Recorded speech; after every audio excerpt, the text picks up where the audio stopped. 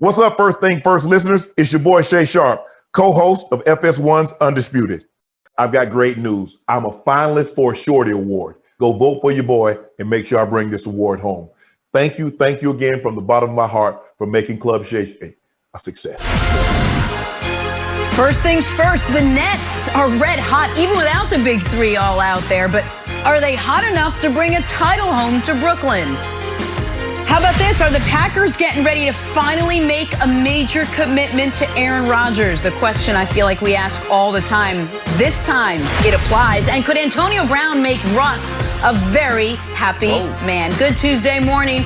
Welcome to First Things First. Jenna Wolfe, Nick Wright, the birthday boy, Brandon Marshall. Kevin Wilds on a Tuesday morning. Happy birthday, Brandon. AB out west. You like it? Thank you. Got a nice ring to it. I love it. I love it. This is the perfect match for AB. They play recreational football. They like to go out their backyard, just throw it up. I love it. I love it. Let's see it happen. Beautiful. Now let's see if Pete Carroll likes it. All right, we'll get to that. We got to start up in New England. The narrative with this team, well, you got Belichick spend a bunch of money on a bunch of weapons, and the thinking remains it is mostly, if not all, predicated on which Cam Newton we're going to see next season. The one we saw last season, not going to cut it. But newly signed receiver Kendrick Bourne says he is confident we're going to see more old Cam than new Cam. Take a listen. I believe in Cam Newton. At the end of the day, I didn't go looking around who's the starting quarterback here. The NFL is NFL. I believe everybody's good. I just think it takes that right place, right time, right coaching and stuff like that. So New England know what they're doing. They picked Cam for a reason. They believe in him. One year deal, it is what it is. All it takes is 1 year to become who you want to be. And I think he has another opportunity, and that's all that matters. So I think he's going to ball out, with the weapons they brought in, the help now. And it was just one of those rebuilding years that they went through and stuff like that, and he was a part of it. So people may say he not looked this good, he looked bad or whatever it may be, but now he has some help, and they know what they're putting around him, which is awesome. So I just want to be a part of, 5 touchdowns, 10 touchdowns for him and change the narrative. Let's go. I love it. I like the attitude. Glass is half full for Bourne. Hey, Brandon, you buying Kendrick Bourne's comments that Cam's going to, quote, ball out this coming season with all those weapons Belichick brought in? Well, first off, Kendrick Bourne is absolutely wrong. Not everybody in the NFL is good. When you step in that locker room for the very first time, you're absolutely shocked. You're like, oh, my goodness, this guy made it to the NFL. It is one of those moments that everybody has. I'm sorry, but Kendrick Bourne, not everybody in the NFL is good. Now, I'm all in on the Patriots. I said it last week. I think it was Friday. I said it with a lot of confidence. I said it with a lot of swagger. I think this team is going to be really good, which means Cam Newton's going to be really good. Now, ball out? What does ball out mean? When you say ball out, we're talking about Patrick Mahomes. We're talking about Russell Wilson. We're even talking about Kyler Murray for the first 3 quarters of the season last year. I don't think that's what we're going to see out of Cam Newton. We're not going to see 5,000 yards. We're not going to see even 4,000 yards. If you want to go and open up his stats and his stat book, and you want to find 4,000 yards, you got to go to 2011, his rookie year. That's not Cam Newton. What Cam Newton's going to give you, Cam Newton's going to give you a lot of firepower on the ground. Cam Newton's going to give you right around 3,200, 3,500 yards in the air, 20 touchdowns and 10 interceptions. That's Cam Newton. He brings an energy to the building. He brings a confidence and a swagger that everybody can feed off of. And now, Kendrick Bourne, what you're saying, now you surround Cam Newton with the firepower that he needs. Tight ends, wide receivers, offensive linemen. They bring back Big Brown in. Hopefully he gets his career back on track. You got Matt Patricia back in the building. Oh, don't forget about the little boy wonder, Josh McDaniels, offensive coordinator, Nick. He's still there. Did we forget how great of a coach he is? Bill Belichick. I absolutely love this football team. Now, ball out, it's a totally different conversation. He will have a really good year. The Patriots have a really good year, but definitely not ball out. Well, I think they would sign up for everything you just described. And let me ask resident Patriot fan right now, Kevin Wilds, if you could lock this in. 3,200 yards, that's 200 a game. 20 touchdowns, 10 interceptions. That's Cam Newton's end-of-season stat line. As a Patriot fan, it'll be no better. You'd lock that in immediately. 100%. Which is instructive to where we are at.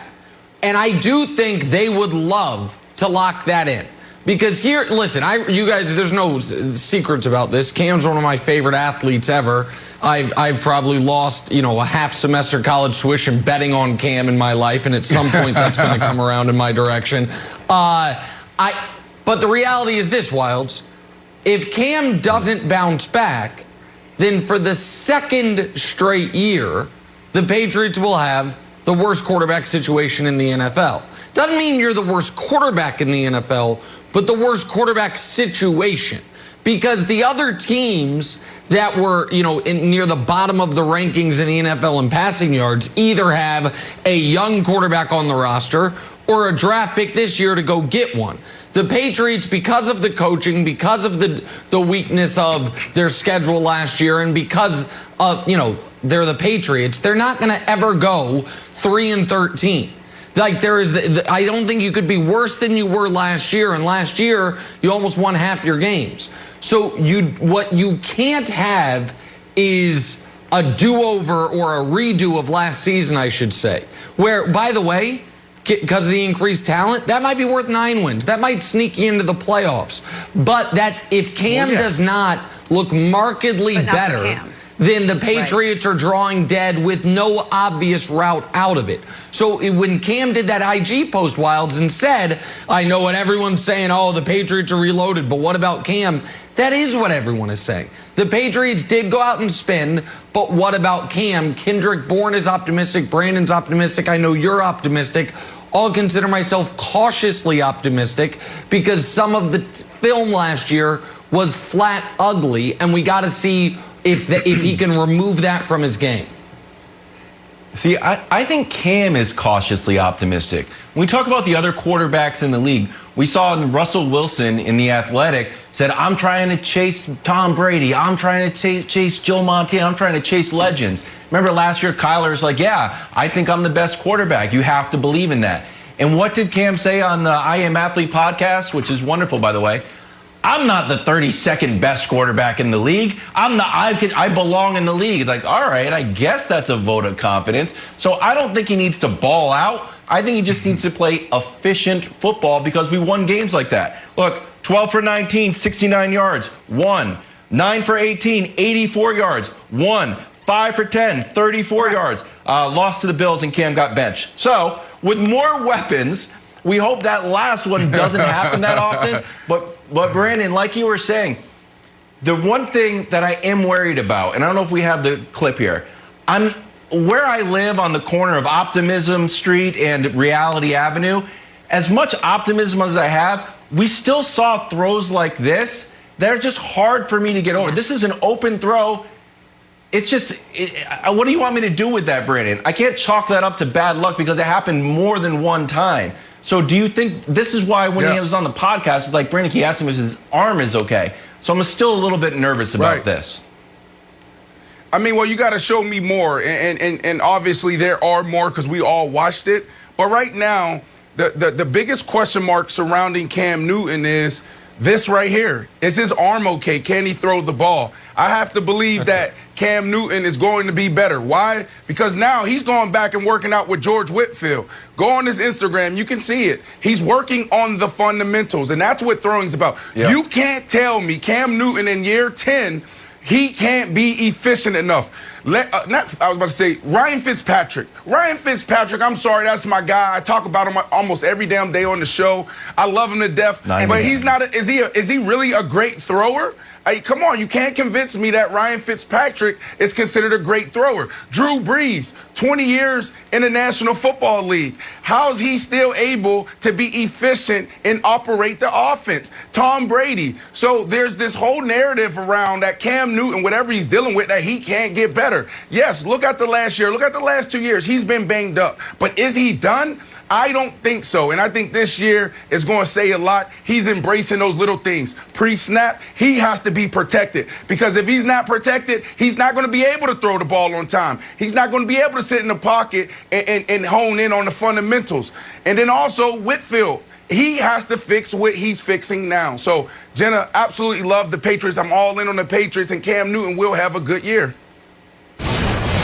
For better or worse, the Patriots are all in on Cam, at least for the year, so we shall see. Are the Green Bay Packers ready to make a major commitment to Aaron Rodgers, though? We'll find out next. First things first.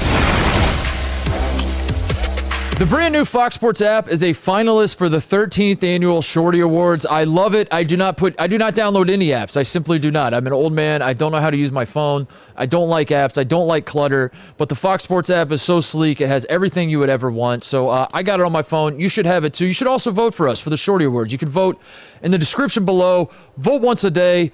Vote for the Fox Sports app. We are a finalist. We need this. Do it, America. All right, let us take a turn, play a little drawing a blank now, and we got to start with the Heisman winner, Devontae Smith. Alabama Pro Day today. Smith has chosen not to work out. I choose not to run. But he did take height and weight measurements, and get this, guys, he weighed in at just 170 pounds soaking wet. I don't know. Saying, I'm not worried at all. Hey, Brandon, Devontae Smith saying his stature, not a problem, is blank. It's Heisman-like. I mean, that's confidence, that's swagger, and that's why that guy is the best wide receiver coming out of this draft. Look, you have Marvin Harrison. He had almost 15,000 yards, and he was a small dude. You also got T.Y. Hilton, 9,000 yards. Santana Moss, 10,000 yards. You got Tyler Lockett, who's doing it at an extremely high level. In the last 2 years, he's had 1,000-yard seasons with Russell Wilson. So when you talk about size, please miss me with that. This guy is the only one that went for 1,800 yards in the SEC. Nick, do you know that some of these SEC teams will beat some of these NFL teams today? So I absolutely love him saying what he said. He'll be fine. Okay, we could do an hour and a half on that last thing Brandon said. There is not a single SEC team that could beat any NFL team. That's a ridiculous statement. You have to retract it before the end of the show. All right, here's the thing. I root for Devontae Smith, and I'm not saying that this is going to be a problem. But my answer is precedent setting, because I don't mind small players, but I'm always concerned about small list players. It was my concern with Kyler Murray. Kyler Murray is trying to be the most successful tiny quarterback ever. There's never been a quarterback his size that has been successful, and they're at a high level. And Devontae's weight, it's not that he's undersized, it's that he would be the, I don't want to say frail, the lightest star receiver ever. And so I'm not saying he can't do it, but anytime, Wild, someone is trying to be the first ever at something, it's concerning to me. So I call it precedent setting. No, I know, but I'll tell him in the break. I can't call me during the show. I will tell him in the break. I'll tell him in the break. Sorry, that was Doug Flutie. Nick, I got to talk to you in the break. I am going Doug Flutie wasn't great. He wasn't great. What? Sorry, tell Doug I said he wasn't great. If Kyler's career is Doug Murray's career, it's a disaster. Or Doug Flutie's career. Go ahead. Doug Flutie. Go ahead. Yeah, cereal. Hey, sorry. Ocho said, hey, I played at 170, and that was pretty good. He's better than I was. So, but before we move on, Brandon, you are not a small receiver, even though, and I think you're a pretty big guy, even though we've been doing the show for a year now, I still haven't met you face to face.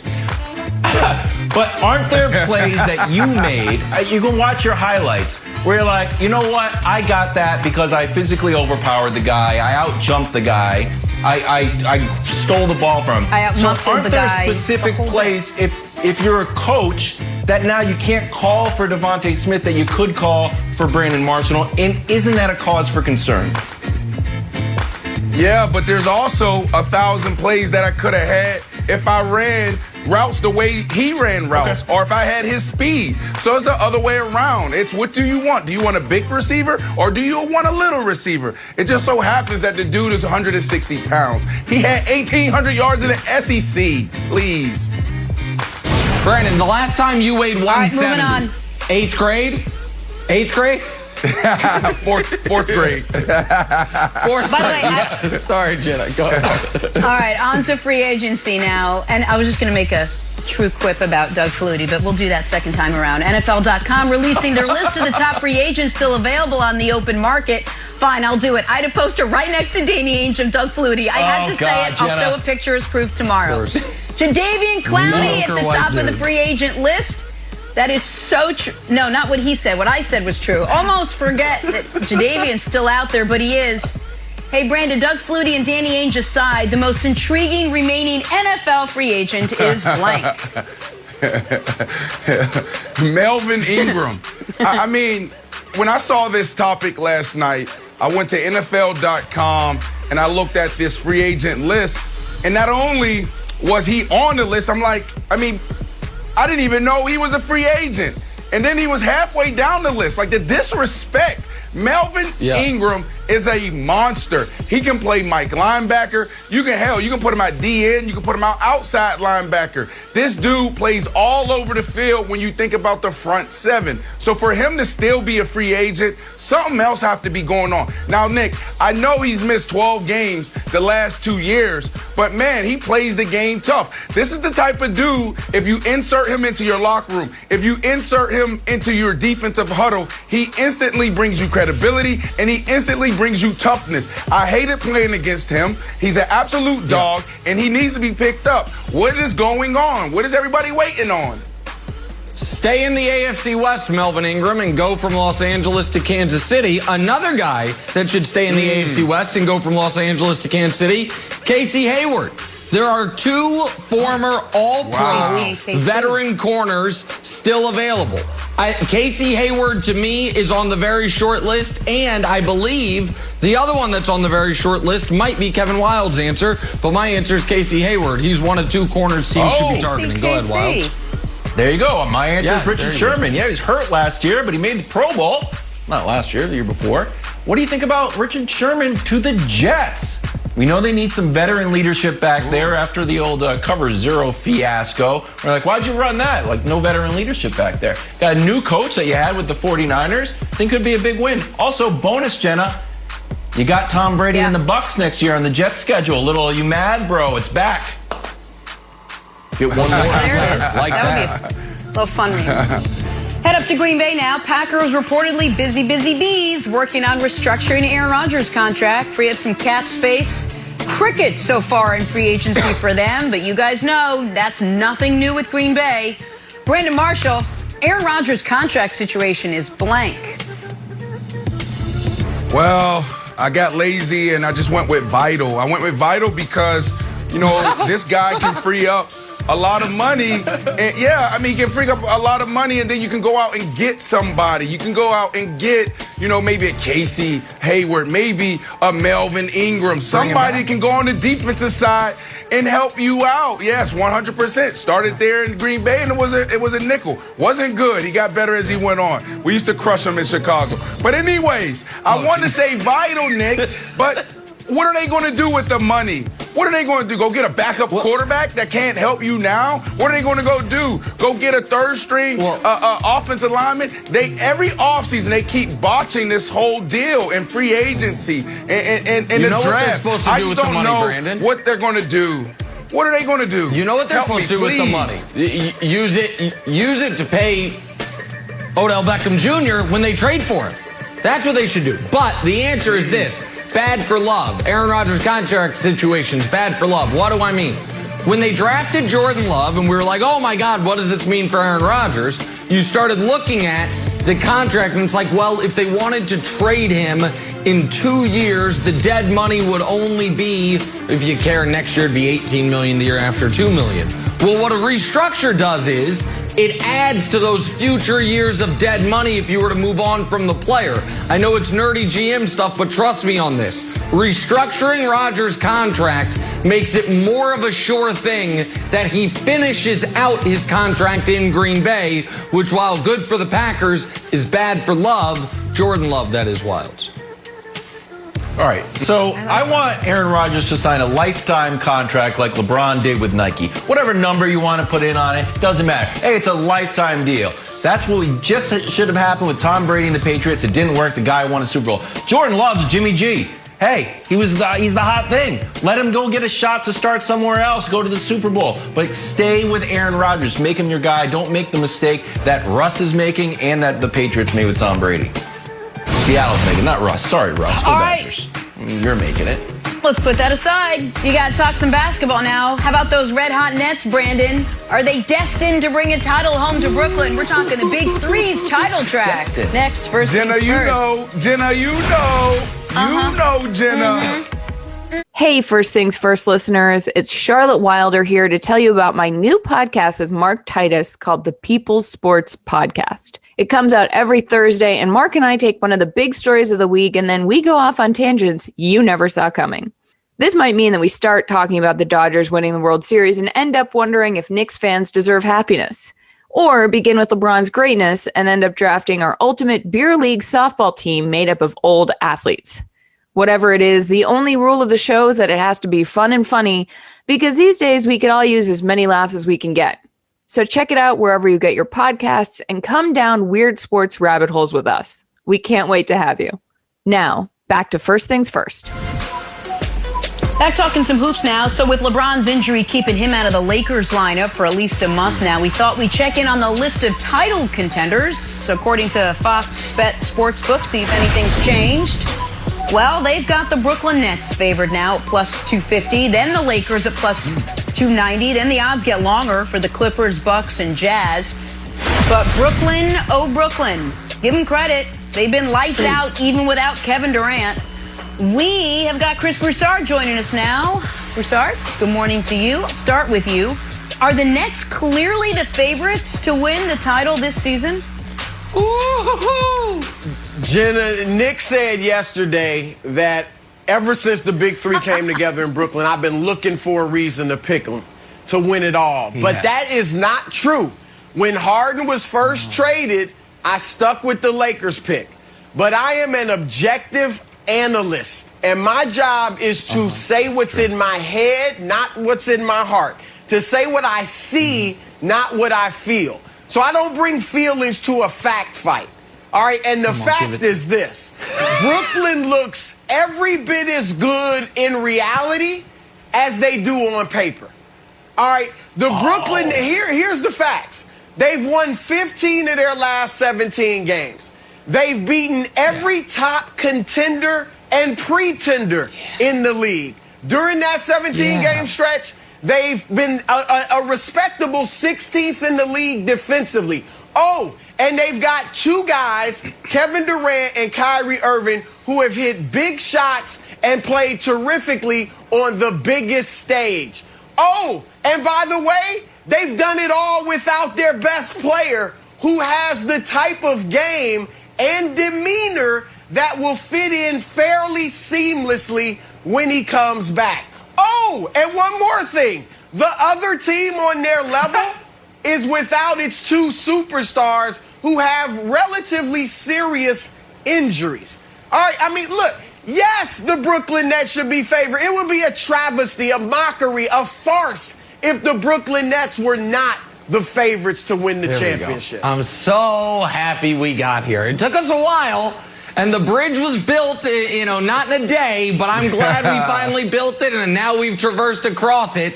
First of all, before I even get to Broussard and the Nets, I am very happy that LeBron James and the Los Angeles Lakers are back to where they are most comfortable. We believe while no one believes in us. The underdog story that started beautifully last year when Kevin Wildes outlaid the gauntlet of the bubble, when Charles Barkley picked them to lose in round one, when they weren't even the best team in Los Angeles, they once again now are the hunters rather than the hunted, because the Brooklyn Nets and their 25th defensive rating and their 8th best in the league point differential are just unbeatable. And the Brooklyn Nets, who, while we're worried about the Lakers' injury concerns, meanwhile, KD hadn't played in 6 weeks and Kyrie's gone again, but I'm sure they'll be fine. And the Brooklyn Nets, whose MVP is James Harden, yet Chris Broussard, when he was listing their guys who have big-time playoff moments, did he forget James Harden? Oh, no, he intentionally omitted James Harden because that goes against the argument. So I'm glad we're here, but what I am most concerned about is when we showed that list, the Philadelphia 76ers erasure. The Sixers, who lost Joel Embiid and since then have only lost one game. It was in overtime to the Bucks, and it took a Furkan Korkmaz buzzer-beating 3 to even force overtime, or else they'd be undefeated without Embiid. The Sixers, who according to Brandon Marshall, who underneath that Brooklyn Nets jersey has a Joel Embiid jersey, currently employ the best player alive. Why the Philadelphia 76ers are not being included here? No, the Nets are clearly. Are they clearly the favorites? No. Are they clearly the favorites, Nick? That's the question. All of that other stuff. I know, Brandon, but it was very obvious what my answer was. Look. No. The Lakers, because the Nets aren't even the favorites to get out of the East. Go ahead, Brandon. The Lakers, you lose AD and you guys you lose 6 out of 9, okay? And then after the All-Star break, you guys go on a winning streak because you're playing against Charlotte. You're playing against Charlotte. You're playing against, who else you played against? The Minnesota and a couple other teams that shouldn't even be on the court. So please, the Lakers are in trouble. Now they lose LeBron. No real competitor wants to see LeBron goes down. They want to go through that. But at the end of the day, this is the situation. This is professional sports. So now when you talk about the clear-cut favorites, of course it's the Nets. But for me, I've never wavered. This is a discussion between you three, not me, because at the beginning of the year, before the season started, I picked the Nets to win it, okay? And then what happens? 12 games, 13 games into the season, we go add the MVP of the league, and that's James Harden. What they're doing is unprecedented. You got 3 guys that are averaging 25 points. Like, think about that. It's way too much offense. That's why a month and a half ago, when all you could stand on was defense. Oh, but they're a terrible defense. They're going to finish as the worst defense. Yeah, they still are. That's cool. We can have that conversation. But when we're putting up 120 points a night, I don't care about defense. You got to keep up with that. And that man right there is playing at another level. He's going to go down as one of the best shooting guards. And then if he played another 10 years, which he won't, if he played another 10 years at this level, he can go down as one of the best point guards to play the game, because what he's doing is ridiculous. I think the last 10 games he's averaging almost a triple-double. Come on, Wilds, please. This discussion's between you three. All right, Broussard, I appreciate your cogent analysis and fact-finding ability. While Brandon continues to break out different jerseys that he's being provided by the Brooklyn Nets and their propaganda machine, and Nick will always choose LeBron if he's in a full body cast. You're like, he can bust out of that body cast at any point and drag them to the championship. Broussard, why aren't we talking more about the Milwaukee Bucks? Is everyone just bored of the Bucks, just like we're bored of talking about Giannis's MVP? Giannis said, you know what? We like flying under the radar. Broussard doesn't want to talk about them, but old Kevin Wildes will. There are going to be times they're going to talk about us, going to be times they're not going to talk about us. Personally, I said, like being under the radar. They're 9-1. The PJ Tucker signing was huge. No one talked about it. They're largely happy, got a great team chemistry. And yeah, Giannis's knee was a little tweaked, but he seemed fine yesterday. So Broussard, being the most sober and wizened NBA analyst on the panel, will you please give the Bucks some love? You know what? Here's why we're not talking about the Bucks, Wilds. Because all the other teams we are talking about are superstar laden. All right, the Sixers have 2. The Nets have 3. The Lakers have 2. The Clippers have 2.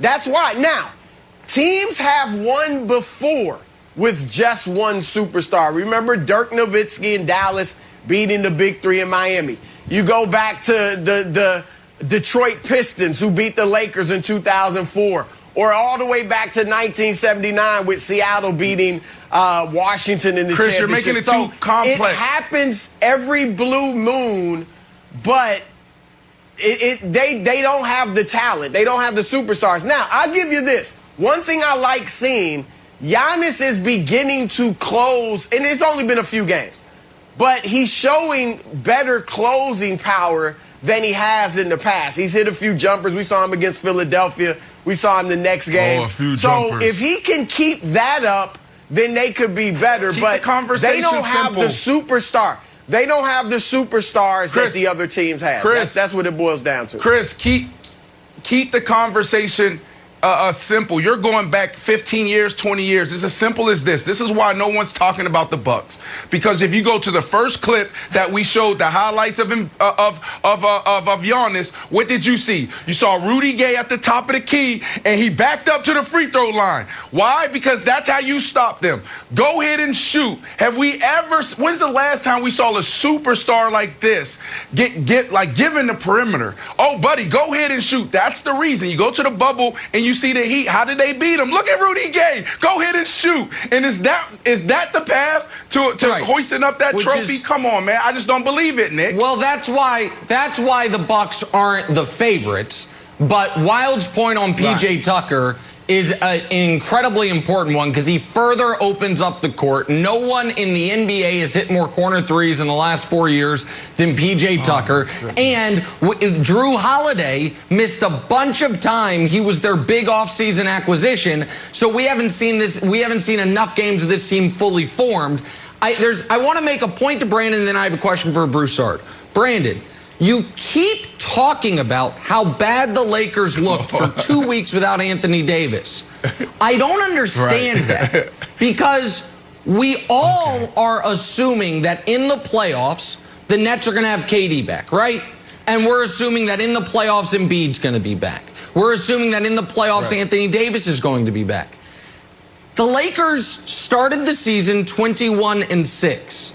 Why is that not more indicative of who they are when fully formed than when they were not only missing AD, but they were also missing Schroeder when they missed AD? Like, what? Why are you erasing Can I respond the first to that? 30 games of the schedule? Yeah, and then I have a question for Broussard. Because LeBron James was damn near shooting 50 from three. We were talking about LeBron James as the second coming to Ray Allen. LeBron James was holding that team up. AD was struggling offensively, so that's why. Is because what LeBron was doing wasn't sustainable. Nobody thought LeBron James was going to continue on that type of hot streak. It was remarkable. Okay. It was amazing. But when we left the bubble, we said one thing. Oh, my goodness. LeBron James could potentially win 2 more. He could potentially catch Michael Jordan. Why? Because AD is now stepping into his own. And AD didn't do that. He actually went the wrong direction. So that's why I keep pounding with this Lakers stuff. If you think that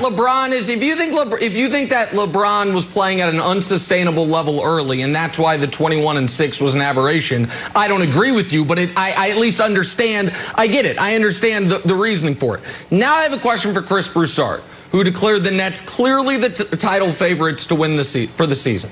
You're right now, your finals pick is Lakers-Nets. Here's a question for you, sir. If I were to tell you right now today, and you have to be right, one of those two teams is not going to make the finals. Which team is more likely to miss the finals, and who are they replaced by? I'm just curious. Which of those two teams is the bigger lock to make the finals? Which of those two?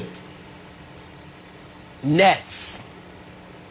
Okay, so who comes out of the West? If the Lakers don't, Nick, if the Lakers don't, who comes out of the West? Coming out of their conferences. The Nets bench? It could be the Clippers. But if the Lakers don't, or just the Clippers. Just the Clippers. Okay. Clippers. Well, I mean, Utah's a pretty good team. Phoenix is pretty. Brandon's, Suns are. I That's why. I know you expect it to be Nets-Lakers. You expect it to be Nets-Lakers, and you think the Nets can win that matchup. I get it. But in order to win the championship, gotta get healthy you first. got to get to the championship. That's a big what ifs. And one of the problems it's a big what if. They got to get healthy. Is one of the problems for Brooklyn right now is the 3 of the 4 best teams in the NBA are in the East. And the Lakers are alone in the We're going West. to football It's a now, good Nick. question. It's over, Nick. We're going to football. We got days to talk about it. Yes, we are moving on. We'll come back. But for now, the Russ rumors flying this offseason. Would the Hawks signing AB make everything all right? We'll talk about that next. First things first.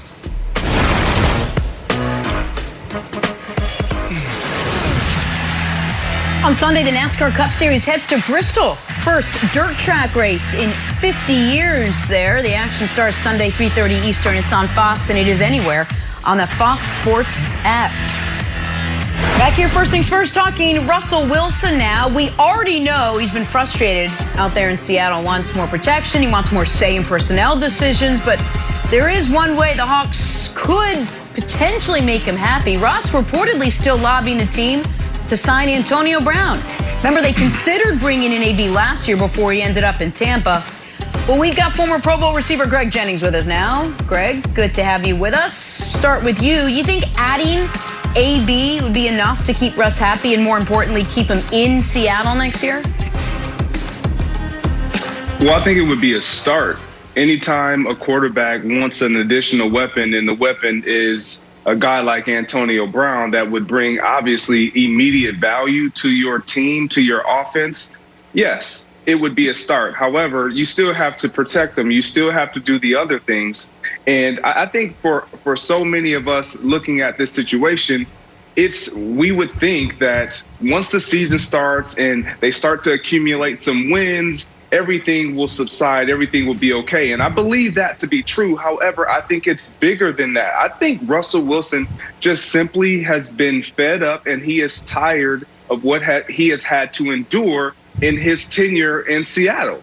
And a lot of that goes to, Brandon, you've talked about it over and over and over again, Pete Carroll and him having a heavy hand and a heavy say in all things offense, all things football operational. Right. And Russell Wilson being the face of that franchise for so long now and wanting to have more input as well as more say offensively and just overall in personnel, he's tired of it. And it's not just that he wants them to do what he needs them to do or implement all the things that he desires. And this is what a fan or some of us, even in the media, it kind of gets misconstrued.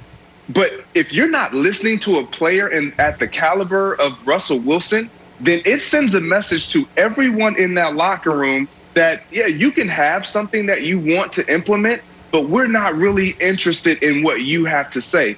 And I think that's the wrong message when you're trying to build and trying to sustain wins like the Seattle Seahawks. And it starts with Russell Wilson, and he's disgruntled. He's not appreciated the way that he feels like he should be. That's a problem. And adding a guy like Antonio Brown would be a start, but I don't think it would solve their problem.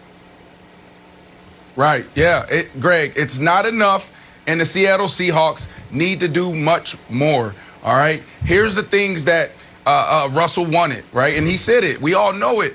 Offensive line. What did you do? You didn't do anything. You re-signed your center, and that was I played with them. You know, it was a guy when I was there. You put him at guard. You put him on the left side. You put him on the right side. Then last year you finally put him back to the center position, and he did good.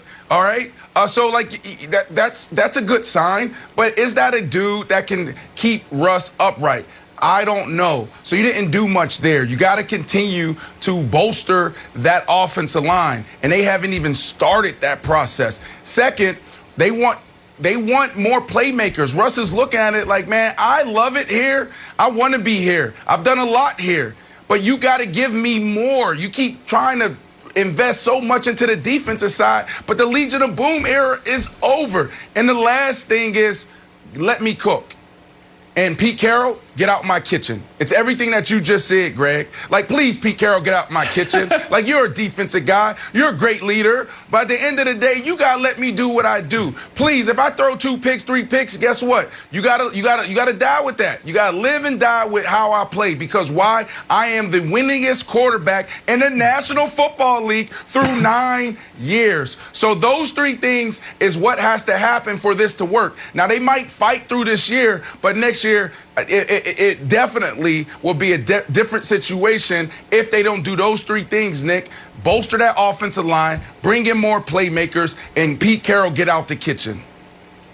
Yeah, and I'm going to let you and Greg focus on the last thing, which is essentially offensive coordinating for the Seahawks and figuring out how to make that work. I'm going to focus on the first couple things, which is the GM side of things, which is spending money.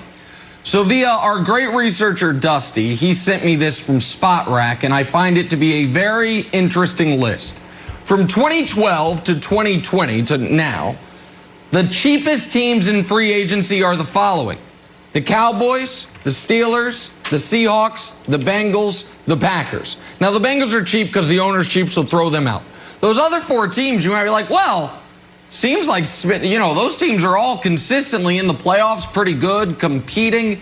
Yeah, but in that run, despite having Ben Roethlisberger the whole time, the Steelers made 0 Super Bowls. In that run, despite having Aaron Rodgers the entire time, the Packers made 0 Super Bowls. And in that run, despite having Russell Wilson the entire time, the Seahawks haven't made a Super Bowl since he was done with his rookie contract. And part of them making the Super Bowl was Russ was great, but also it was they crushed the draft for 3 straight years. They got Earl, then they got Bobby Wagner and Russ in the same draft. In between, they got Richard Sherman after the 100th pick of the draft. That type of draft annihilation is not a sustainable, duplicable process.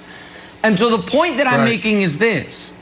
In the modern NFL, you must participate in free agency. This past year's Super Bowl champion, what did they do? Oh, they went out and got Tom Brady and others in free agency. The year before, the Chiefs. Oh, well, they drafted Kelsey and Hill and Mahomes. Yeah, but in free agency, they got Honey Badger. They got Frank Clark from the Seahawks, by the way, a guy the Seahawks drafted and moved on from. Aside from the Patriots, all of our Super Bowl champions, or nearly all of them, of the modern era, have a major impact free agent involved. And I don't think the Seahawks get that. I don't think the Packers get it. I don't think the Steelers get it. Now, they can say, but that's why we're always in it. That's why we're always winning 10 games. And the question those teams need to ask themselves is, would I rather be 10-6, 11-5 with no Super Bowl appearances for 5 years, or go win a ring and recognize, but we might be 5-11 when the bill comes due? Now, the worst case scenario is you're the Saints, which is you don't get the ring and you spin, and now you have to tear it down. And that's a risk some teams aren't willing to take. And I think Seattle's not willing to take it. So maybe Wilds, they get AB because he's cheap, but they don't participate in large part in free agency, which is part of Russ's frustration. Okay, so Nick, I thought the way you started was very interesting. So Greg and Brandon can talk about how the offense should run, and you can talk about the money as our resident GM. I will talk about the media narrative. What are you talking about, Russell Wilson and Russell Wilson's camp? This is just another misstep that has my brain in a jumbled mess. For now, you want AB? Have you rescinded your trade list? Have you done a radio interview saying, by the way, take my trade list and throw it away? I'm going to stay in Seattle, and in Seattle, I would like AB. But the trade list is still live. The trade list still live. It's like, yeah, I want AB. So if you're AB, you're going to go to Seattle, Greg, and then have Russell Wilson pull a Magic Johnson and be like, I'm not going to be here. It makes no sense. Before you make any requests for Seattle, I need to hear you say, I love Seattle. I want to be here. My trade list is dead. I'm sorry for putting the Cowboys on it when Dak was obviously going to sign a contract. It doesn't look like it, Brandon, because it looks like that everyone's looking for the Bears to just up their offer on draft day. And now you're going to make requests. AB is going to show up, and Russ is going to be wearing a Bears uniform. This makes zero sense. The first step, Greg, in my mind, and tell me I'm wrong, is Russ saying that he's in Seattle and then start figuring out how to add pieces. That's what Tom Brady did. Tom Brady wasn't like, yeah, you know what, I'd like AB, and but I'm not necessarily gonna be here. It makes no sense to me. Yeah, but Brandon makes the point. Russell Wilson, he does love Seattle. He just doesn't love things about Seattle. We've all been in relationships or are in relationships where we love the person that we're in the relationship with, but we don't love every single thing, and that's Russell Wilson. We got to alter some things. Can we change some things? And it's not just one way, it's both ways. And I think Russell Wilson is more self-aware than we're giving him credit for. All right, we'll see what happens. Got to get back to hoops. This story, I can't wait for us to talk about.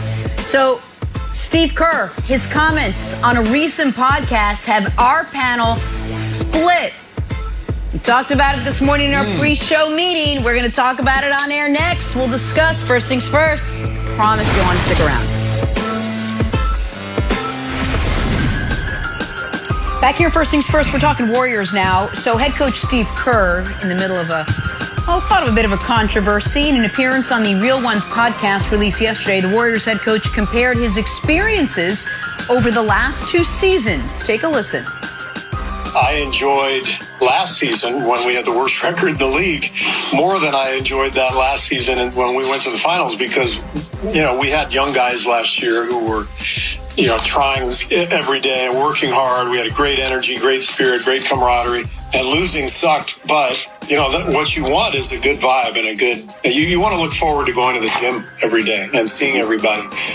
And that last year was tough. It really was tough. The last year when we lost to Toronto in the finals, there was just a lot going on that you guys, some that you know about, some that you don't, and that was very difficult.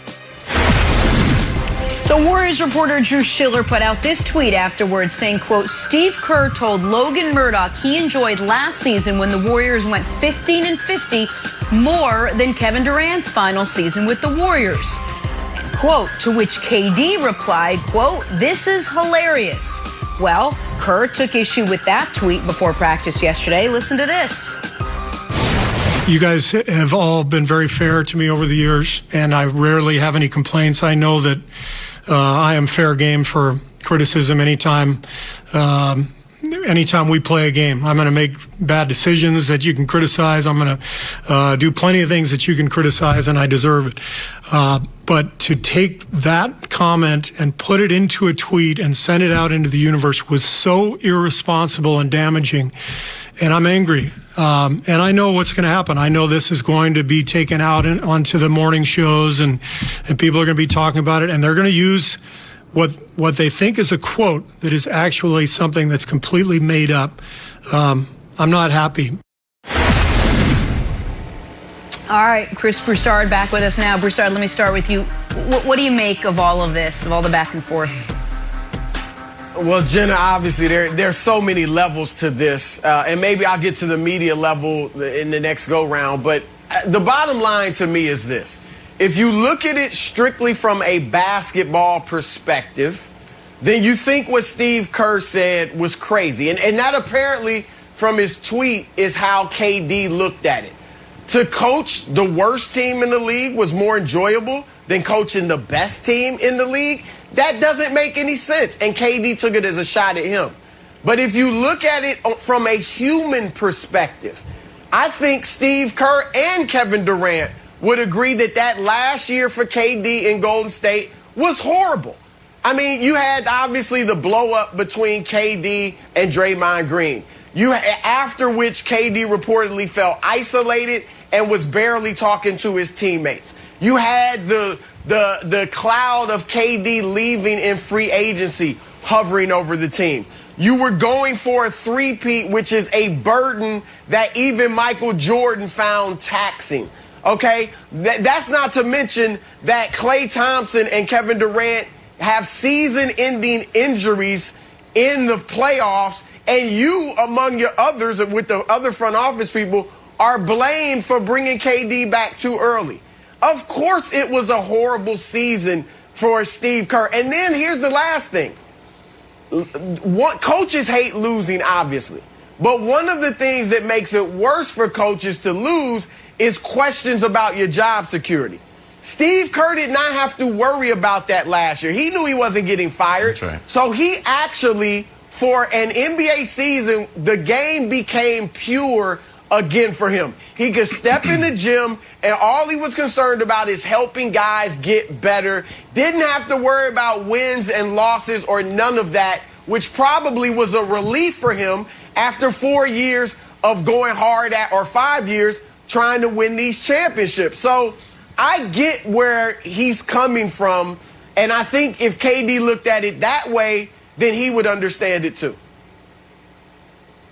Yeah, the telling thing to me, Broussard, was that KD saw something and knew it was probably going to be an issue and decided to tweet rather than just give Steve Kerr a call. And Nick, that was the sign to me that their relationship is not as strong as it possibly would be. I think if you read anything bad that if you heard something bad on the podcast, you wouldn't just respond to a tweet. You'd pick up the phone and call the person.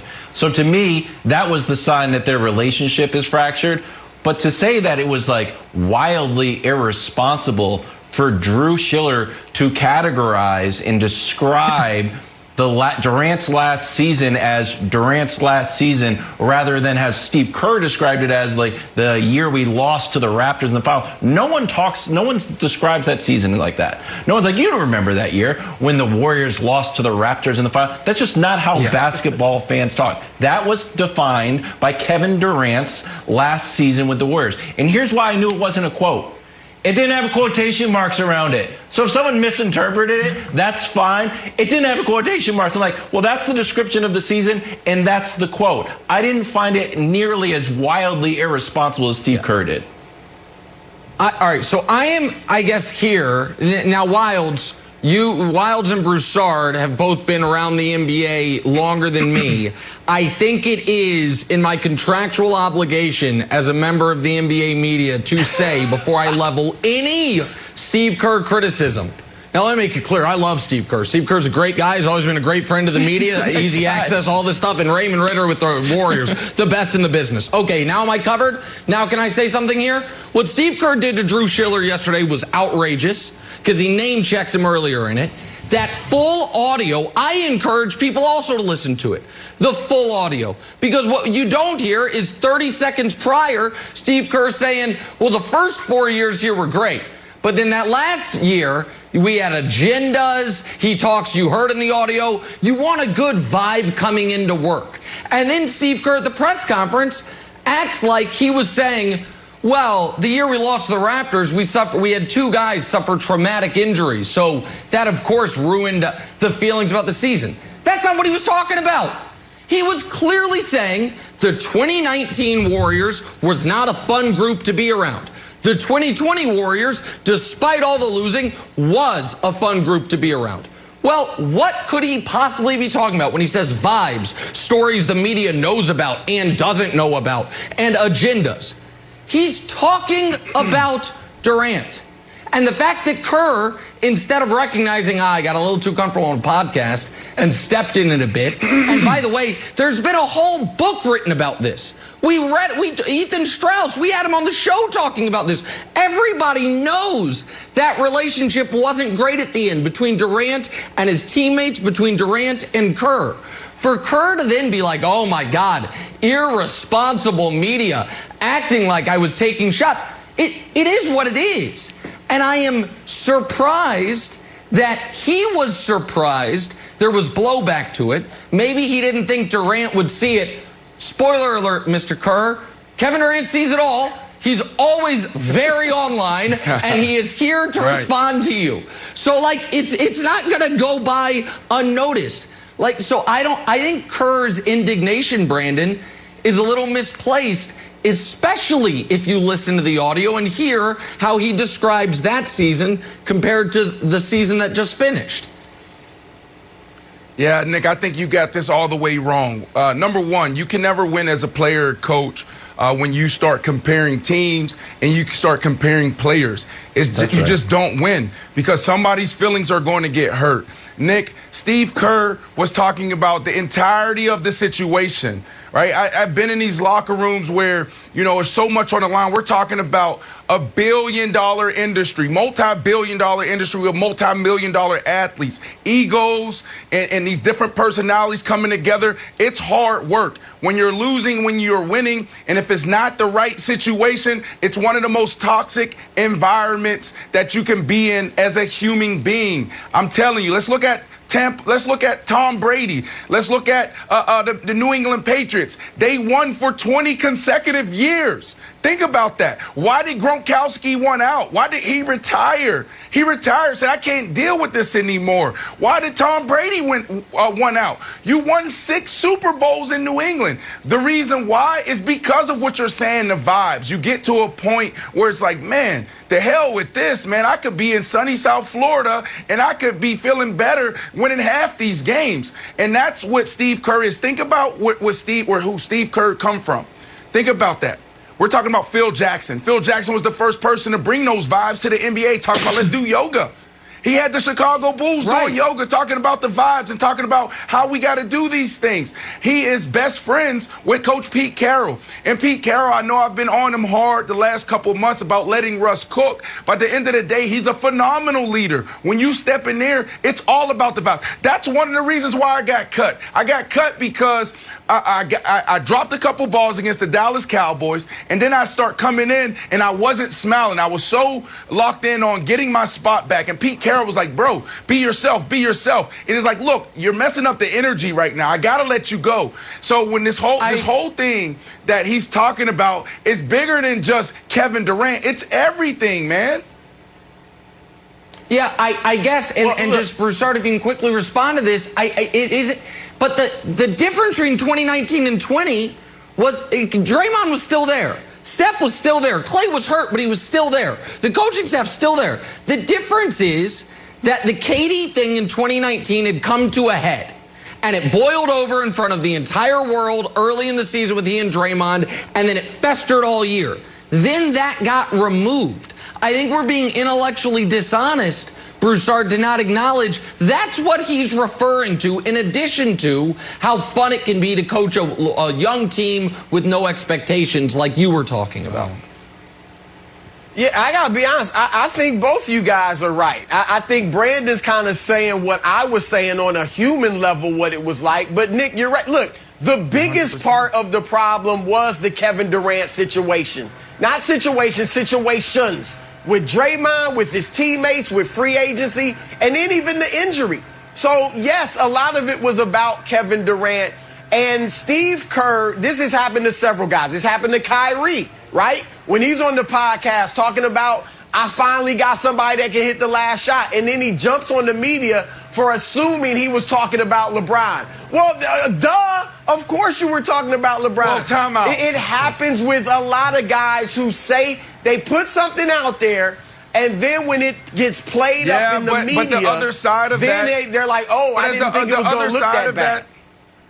Yeah, but we know that. Come on, this conversation can be irresponsible if we don't address the clickbait and everybody talk about the headlines. So what Steve Kerr talked about, like it was irresponsible for whoever the reporter was or the host on the podcast, where he took a snippet and then he put it out there as a tweet to get the clickbait. That's exactly what he's talking about. That's an issue in this industry. We know that. Players sit back, coaches sit back, organizations sit back. That's been in media. That's like putting a headline on something. That's always been the case in media. I get it. With today's technology, it's more so, but you always put headlines on something. On Sunday, the NASCAR Cup Series heads to Bristol, the first dirt track race in 50 years. It all starts Sunday, 3:30 Eastern Larson on Fox and anywhere on the Fox Sports Kyle Larson app. wins. Go get it. All right, time now for stories to start your morning. Brought to you by Subway. Talking Russ now. No secret he's been frustrated, but there is one way the Seahawks could make him happy. Russ reportedly still lobbying the team to sign Antonio Brown. Remember, they did consider bringing AB last year and before he went to Tampa. But Brandon, would adding AB be enough to keep Russ happy and with the Seahawks next season? They need to do more. It's a start, but they need to do more. What does Russ want? There's three things. Number one, offensive line. And right now you haven't participated in free agency. So hopefully they can do something in a draft. This is a draft that has some good talent at the offensive line position. But you need to participate there because you have Dwayne Brown, who's a bookend tackle and can really lock down the left side as he's aging.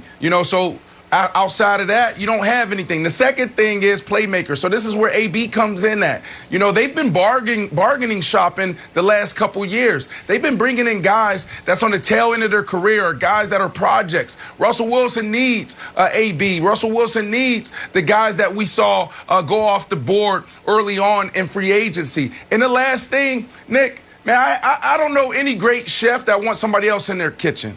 You got to let this man cook. And you got to get out of his kitchen, and that's the conversations that they're having now. So all this conversation around, is he going to stay in Seattle? Is he going to move on? And now he's lobbying for other players to come in because now they're sitting at the table and finally talking. And Pete Carroll got to get out of the kitchen. There's no more Legion of Boom. Richard Sherman he's not walking in that locker room, and if he does, because he is a free agent, he's not going to be the same Richard Sherman. Earl Thomas, the last time he was in Seattle, he flicked off Pete Carroll. Now, look, they need to figure this out. All right? Russell Wilson is the winningest quarterback through 9 years. He is a once-in-a-lifetime type quarterback, Nick. Figure it out and move on. But they need to do better. AB's a start, but it's not enough. So, sorry, and I don't want to take the conversation all the way here, but you did just give me a really interesting idea, which is what if he actually did bring back the Legion of Boom? Earl Thomas is available, Richard Sherman's available. Just be like, hey, Russ, you wanted defensive playmakers. Let me bring back your old crew. The guys I kind of let walk so you could take control of the locker room. All right, so we don't know if Pete Carroll is going to let Russ cook as far as play calling. We don't know that yet. We saw some of it last year, then they pulled it back, and we're not going to know that until September and October roll around.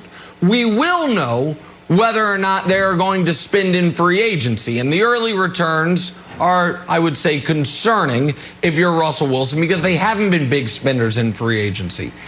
And while it is a truism in the NFL, as we talked about last week with your Patriots, that the highest spending teams in free agency don't win, it is also a truism that the lowest spending teams in free agency typically don't win. From 2012 to right now, over those 9 off seasons, the cheapest teams in the league have been the Steelers, who have been consistently good but hadn't made a Super Bowl. The Cowboys, who have been consistently good-ish with a few down years but haven't even made a conference championship game.